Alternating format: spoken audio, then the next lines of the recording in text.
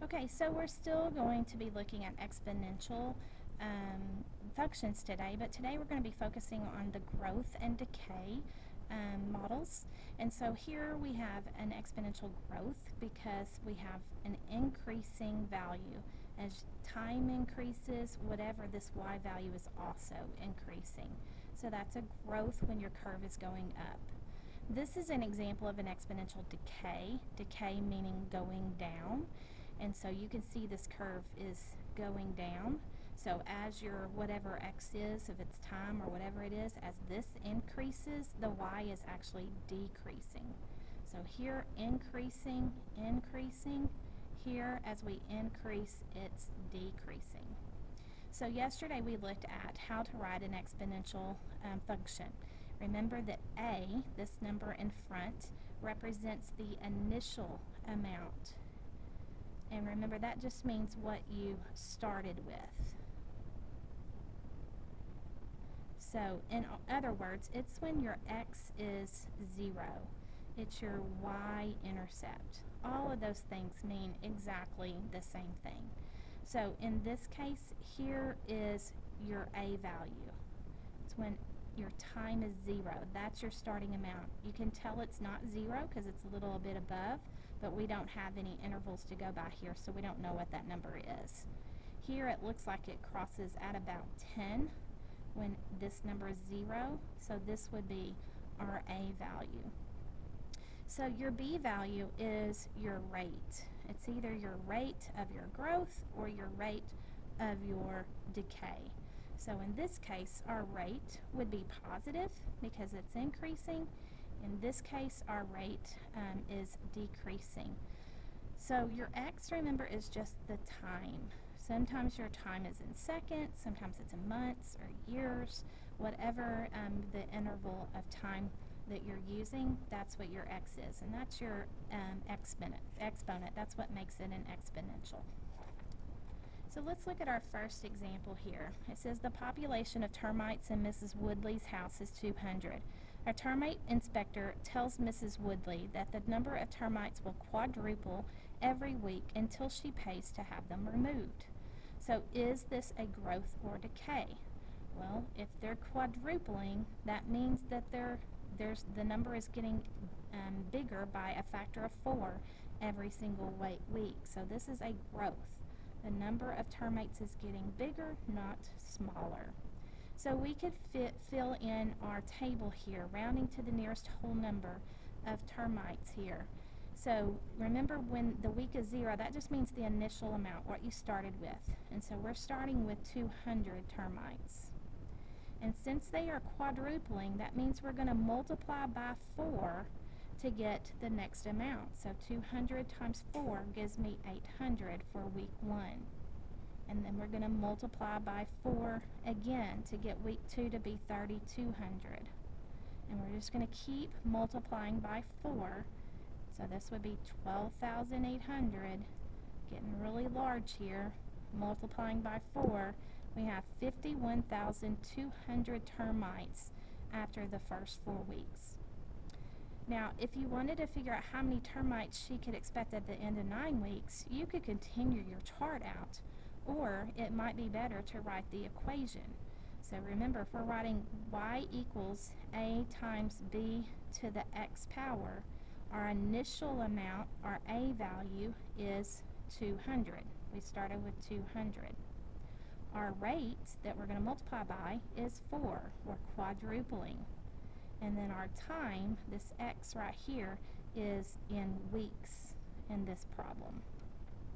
So we could put in our calculator 200 times 4 to the 9th power, since we want to know how many there will be in 9 weeks.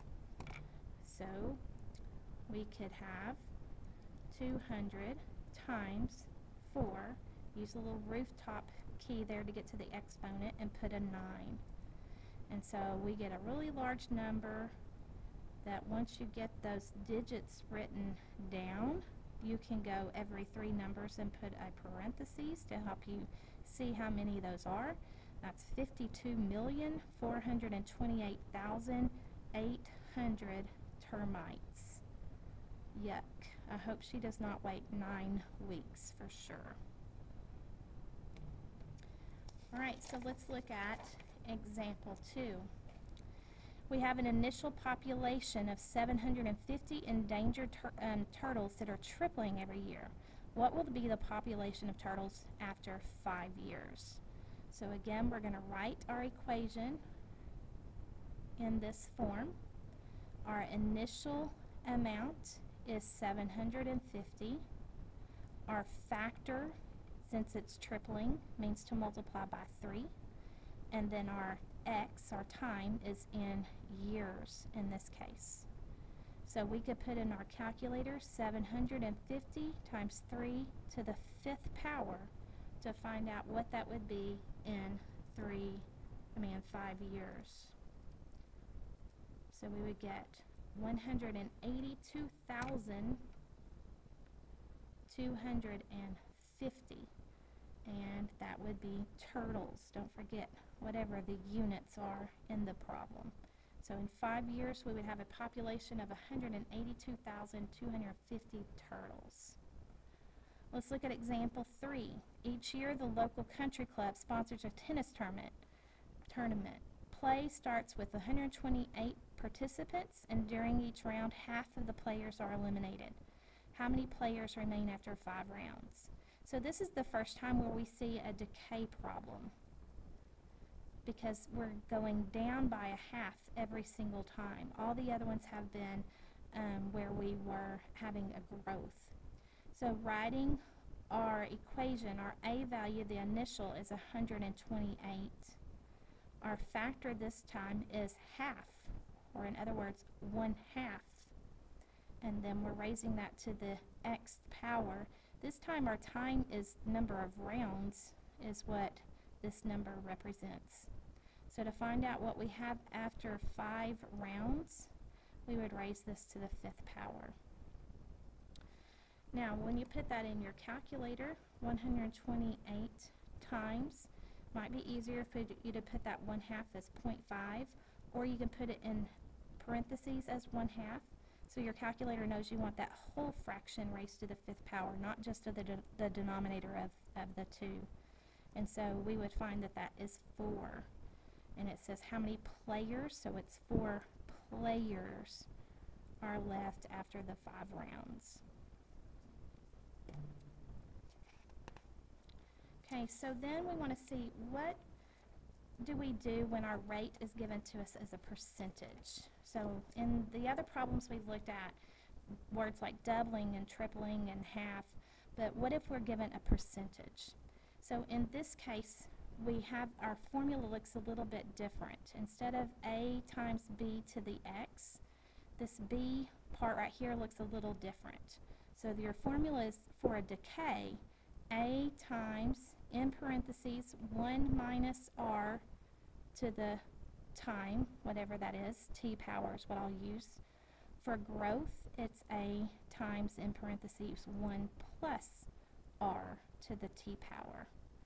So it's the a is still the same as it was, and the exponent's still the same. That's your time. It's the b value that has to either be subtracted or added to the number 1. And so growth is addition, decay is subtraction. So this r is our rate. Whatever that r number is, that's your rate. So if it's 4%, you would write as a decimal. Remember, that means move your decimal 2 places to the left. That would be 0.04. That's what would go in for the r. Okay? And then your growth factors, whatever you get when you do this math inside the parentheses. So when you subtract the r from 1, or when you add it to the 1, that's your factor. Okay, so make sure you have this down, because these are your formulas that you're going to be using to write the equations on the next couple of examples. Okay, so on example 4, it says a house is purchased for $150,000 in 2002. So this is your initial, that's your A. The value of the house depreciates. That's just a fancy word for meaning it goes down in value at a rate of 7%. So this is my rate. And we want to know, what is it worth in 2013? So your A is your starting. That's the 150,000. Your rate is the 7%, but you want to write that as a decimal. So remember, that means move your decimal 2 places to the left and put a 0 in that empty spot.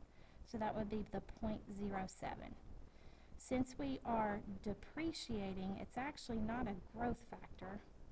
It would be a decay factor in this case. So it would be 1 minus the 0.07, which is 0.93. So when we write our exponential function, we would have y equals the initial 150,000 times that 0.93 to the t power, whatever time is. And you can also write this, sometimes you'll see this with using parentheses, but it means the same thing. That's still multiplication there.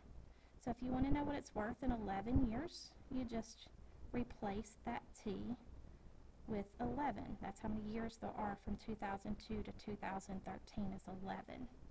So we would put in our calculators 150,000, make sure you put all the zeros you need, times 0.93 raised to the 11th power. And so since this is money, you would obviously only want to go 2 places to the right of the decimal. That 3 would remain a 3 since there's a 1 next door. So that would be $67,515.53. And that's in money, so put your dollar sign there. Alright, you go ahead and try example 5, and then you can start the next video to see how you did.